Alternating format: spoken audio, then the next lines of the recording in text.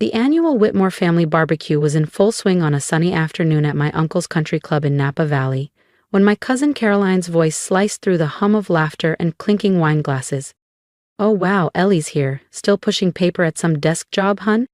I adjusted the sleeve of my understated cream dress. "Valentino," though no one here would recognize that, and offered a faint smile. If only they knew that by Monday morning, I'd be finalizing the acquisition of both Caroline's overpriced wellness app and my other cousin Zach's struggling venture fund. "Still at Redmond Group," I murmured as I accepted a glass of Sauvignon Blanc. "The same Redmond Group that I control under a network of holding companies. To them, I'm just Ellie Whitmore, the underachieving 34-year-old cousin who never quite lived up to the family's impossible standards. But in the financial world, I'm known simply as EW Capital, a silent but dominant force behind some of the biggest private equity deals on the West Coast." Zach, wearing a flashy suit 2 sizes too big, grinned as he sauntered over.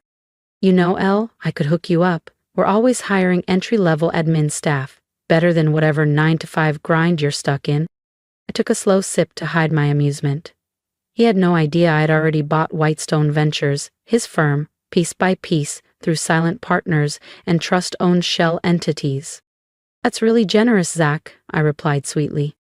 8 years ago, after Grandpa Whitmore died, everyone expected his estate to be divided cleanly among us grandkids. Instead, he made individual allocations. Caroline got angel investment money. Zach received control of the family's venture branch. And me? I was handed what they called the leftovers: his old real estate office in downtown Santa Rosa and a $200,000 0-cents trust. "Poor Ellie," they'd whispered behind champagne glasses. "He doted on her, but didn't leave her anything useful." What they didn't realize was that Grandpa's shabby office sat atop decades of quietly acquired mineral deeds and water rights, assets worth tens of millions. He hadn't just given me an inheritance, he'd given me the blueprint. We spent Sundays together, reviewing land maps and oil rights. "You don't need to be loud to be powerful," he used to say. "Control isn't in attention, it's in patience." Now, as I watched my family flaunt leased watches and borrowed status, I smiled. They spent their fortunes chasing validation. I built mine in silence. "Ellie, sweetheart," my Aunt Beatrice swept in, air-kissing both my cheeks with exaggerated warmth. "We missed you at the Napa Club mixer last weekend. Caroline was filling us in on her startup's big win." Caroline beamed, tucking a strand of perfectly styled hair behind her ear. "We just closed another funding round, $10 million, 0 cents this time." She turned to me with a practiced smirk. "Not that you'd really understand the complexities of tech finance, Ellie." I nodded politely, though my mind flicked to the reports sitting on my home office desk. Caroline Tech had posted 3 consecutive quarters of losses. That latest $10 million, 0 cents, wasn't a victory, it was a lifeline. And she'd find out soon enough that the silent investor keeping her company afloat was me. "Sounds exciting," I said smoothly. Before she could bask too long, Zach butted in. "Whitestone Ventures just acquired 3 new AI startups. We're projecting billion-dollar returns within the year." I resisted the urge to roll my eyes. His fund was bleeding capital. The acquisitions were last-ditch plays to impress new investors and hide ballooning debt. That's what made my stealthy acquisition of Whitestone so seamless. Desperation makes people sloppy. "How wonderful for you both," I said sincerely, more than they'd ever realize. My cousin Reed, who dubbed himself the family's financial prodigy, sauntered over with a condescending grin. "Still pushing papers at Redmond Group, Ellie? You really should think bigger. Caroline and Zach are out here building empires." If only he knew the papers I pushed involved multi-million-dollar development deals and city-wide zoning approvals. Redmond Group, under my hidden control, now owned half the downtown Santa Rosa commercial district and large tracts across 2 other states. "We can't all be entrepreneurs," I replied, sipping my wine. They chuckled, they pitied me. I played the role they expected. Even my mother joined the chorus. "You had such potential, Elle. But honestly, have you even tried to grow your career?" "Oh, Trevor could help," Aunt Beatrice chimed in. "He's done such amazing things with Grandpa's old firm." I thought of the boardroom meeting scheduled for 9 a.m. tomorrow, where Trevor would discover that EW Capital, his mysterious new majority shareholder, had the power to fire him. "I'm comfortable where I am, Mom," I said with a calm smile. Caroline overheard and laughed. "Comfortable? Honey, you should want more than that." "We're raising again next month," she said, eyes gleaming. "From EW Capital," Zach added proudly. I clinked my glass. "Good luck with that." "They're the biggest name in private equity right now," Zach said, swirling his wine. "Very hush-hush, but they've expressed interest in both our companies." I hid my smile behind my champagne flute. EYW Capital, my carefully orchestrated network of shell corporations and blind trusts, had spent the last 6 years becoming a dominant, anonymous force in acquisition deals across the western U.S. Tomorrow, the curtain would finally drop. "I've heard of them," I said with practiced neutrality. "Quite the portfolio they're building." Caroline scoffed, not even trying to mask the disdain in her voice. "As if you'd understand what goes into that kind of deal. Stick to your filing cabinets, Ellie. Leave the real strategy to those of us who actually run companies," Zach added, his fork clinking against his half-finished steak. Before I could respond, Aunt Beatrice clapped her hands and called everyone to the dinner table. I ended up between Zach and Caroline, listening to them volley inflated business jargon as if they were on a CNBC segment. "Whitestone Ventures is about to close the biggest deal in our history," Zach boasted. "Once EW Capital signs on, we'll be scaling internationally. We're talking billions." Caroline rolled her eyes. "Please.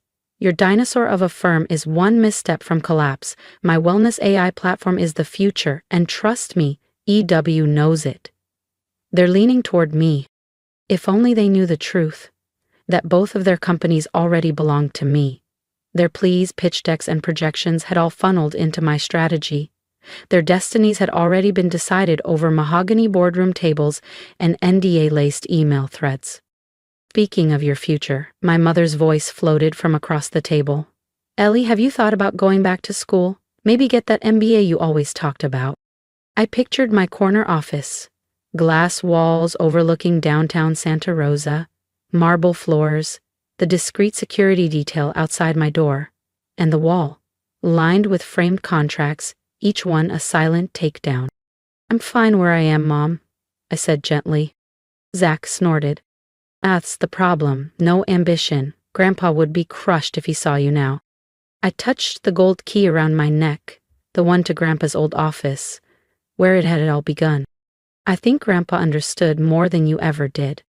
The topic shifted to vacation homes and boat upgrades, but I caught the tension in Caroline and Zach's side glances. Tomorrow's meeting with EY Capital meant salvation or collapse. They had no idea that the secret investor was the same cousin they'd mocked for a decade. As dessert was served, I excused myself. "Big day tomorrow," I said. "Don't overdo it filing those reports," Caroline called after me, laughing. In my car, a discreet armored Audi, I dialed my assistant. "Is everything ready for tomorrow?" "Yes, Miss Whitmore, the boardroom is yours." "The contracts are finalized and the board members have been briefed," my assistant confirmed over the speaker. "Your cousins won't know what hit them."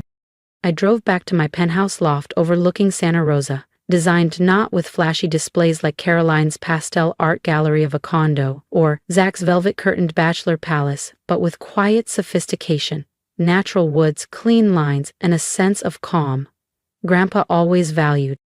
In my office, I reviewed the paperwork one last time.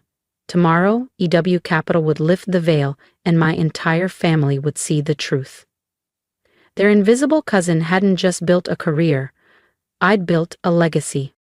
I picked up a photo that had always stayed on my desk. Grandpa and me, seated at his old downtown office, poring over a zoning map. His smile was proud but subtle, he never bragged. The best kind of success, he used to say, is the kind they never see coming. Tomorrow they'd understand exactly what he meant. The next morning I arrived at Redmond Group headquarters early, not in my usual neutral skirt and cardigan, but a tailored navy power suit, worth more than Caroline's SUV. My assistant Sophie greeted me at the private elevator. "Both your cousins are already here," she said with a slight grin. Caroline's on her third request for matcha, and Zach's pacing like he's in a hostage situation. They feel it coming, I replied, they just don't know what it is. The conference room, perched on the top floor, offered sweeping city views. Inside, Caroline and Zach sat at opposite ends of the long table, posturing behind confidence they clearly didn't feel. Their attorneys looked tense. "What is she doing here?" Caroline asked sharply when I entered. "This is a private meeting with EW Capital." Zach chuckled, dismissive.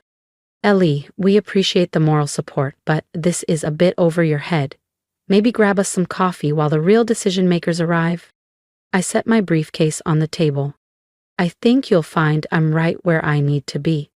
Sophie handed out folders to each person present. "Please review the contents," I said, keeping my voice calm. "You'll find full documentation of EW Capital's ownership of both Whitestone Ventures and Caroline Tech, as well as proposed terms for the merger." Zach froze mid-page. Caroline's lips parted, trembling. This has to be a mistake," she whispered. "EW Capital is you?" she gasped. I smiled, taking my seat at the head of the table. "Ellie Whitmore, founder and CEO of EW Capital, majority shareholder of Redmond Group, and, as of this morning, the owner of both your companies." Zach's jaw tightened. "No, you're a secretary." "No," I corrected. "I let you think I was. Just like I let you believe Grandpa's old office building was worthless," I said, calmly placing my phone face down on the table. "Just like I let you both believe your companies were still under your control." "But my tech platform," Caroline stammered, her voice cracking. "It's been losing money for 3 quarters straight." I nodded. "Exactly. And the only reason you secured that last round of funding was because I arranged it through one of my subsidiary investment arms." Zach was frantically flipping through the packet, his face paling. "Whitestone Ventures, my father's company," he began. "Has been mine for months," I said, almost gently. "Those high-risk investments you've been using to plug the holes? I've been buying the debt, quietly, strategically." The doors burst open. My mother, Aunt Beatrice, and a few other family members entered, clearly summoned by panicked texts from Zach and Caroline. "What's going on?" my mother demanded. "Why are they saying something about Ellie and some capital firm?" "Perfect timing," I said, rising from my seat. "Sophie, would you please bring up the presentation?" The wall screen came to life, displaying a sleek diagram, layer upon layer of holding companies, trusts, and equity groups. Lines connected logos and names to a single hub in the center, EW Capital. "This," I told the room, "is the real me. Over the past 8 years, while you all whispered about my wasted potential, I was building this. Over $500 million. 0 cents in assets spanning real estate, technology, and private equity." I let the silence stretch. "That includes Redmond Group, Whitestone Ventures, Caroline Tech, and more than 30 other firms you've never even heard of." My mother stared, speechless. "How? Remember Grandpa's worthless office downtown?" I asked. "It came with property rights, water claims, and mineral deeds. Millions in hidden value. He didn't leave me scraps. He left me the foundation." Caroline's face twisted in anger. "You deceived us. Just like you pretended your company wasn't bleeding out," I shot back. "You wore your debt like designer labels. And Zach, you called yourself a mogul, but you were clinging to borrowed time." "We were building something," Zach argued. "No, you were playing business," I replied. "Image over substance." I turned to the legal team. "Shall we move to the merger terms? Both companies will be restructured under the EW Capital umbrella. Leadership will be re-evaluated." "You can't do this," Caroline whispered. "I already did." My mother stepped forward, eyes misted. "Why didn't you tell us?" "Would you have listened?" I said, unlocking my briefcase. "Or would you have tried to claim it just like you did with everything else I ever valued?" I pulled out an old photograph. Grandpa, seated in his worn leather chair, pointing at a map of Santa Rosa. Me beside him, wide-eyed, taking in every word about mineral rights, zoning leverage, and the power of patience. He knew exactly what he was doing when he left me that worthless downtown building. He knew I'd recognize its real worth and what it could become. The next few hours passed in a whirlwind. Signatures, restructurings, deal memos flying between teams. In the end, both Caroline and Zach had no choice but to admit it. EW Capital offered the stability and leadership their companies desperately needed. Their egos were bruised, sure, but they still had roles. For now, Zach was reduced to investment advisor. Caroline, no longer CEO, was kept on as a consultant with guardrails. As the lawyers trickled out, my mother lingered behind. "All these years," she said softly, "we thought we were the successful ones." "Success doesn't always need to speak loudly," I replied, my gaze drifting to the skyline. "Sometimes the quietest person in the room is the one shaping the future." In the following months, things shifted. Caroline's startup, with real oversight and funding, finally started turning a profit. Zach, no longer calling the shots, actually began learning the fundamentals for the first time. The family dynamic changed too. Gone were the backhanded comments and pitying glances. At the next family gathering, when someone asked about my work, they actually listened. Really listened. As for Grandpa's old office, I kept it. Renovated the rest of the floor, but left his desk untouched. Sometimes I'd sit there at night, fingers tracing the grain of the old oak, hearing his voice in the quiet. True power doesn't need an audience. One evening, as I was locking up, I found Zach waiting downstairs. "I've been thinking," he said, humbled. "All that time we were showing off. We missed what Grandpa was trying to teach us." I touched the gold key around my neck. "What was that?" "That real success isn't about looking powerful," he said. "It's about being powerful. You built an empire, while we played dress up." I nodded. "Want to know the real secret?" He leaned in. "Success doesn't need applause. It needs patience, focus, and the strength to keep building while everyone thinks you're failing."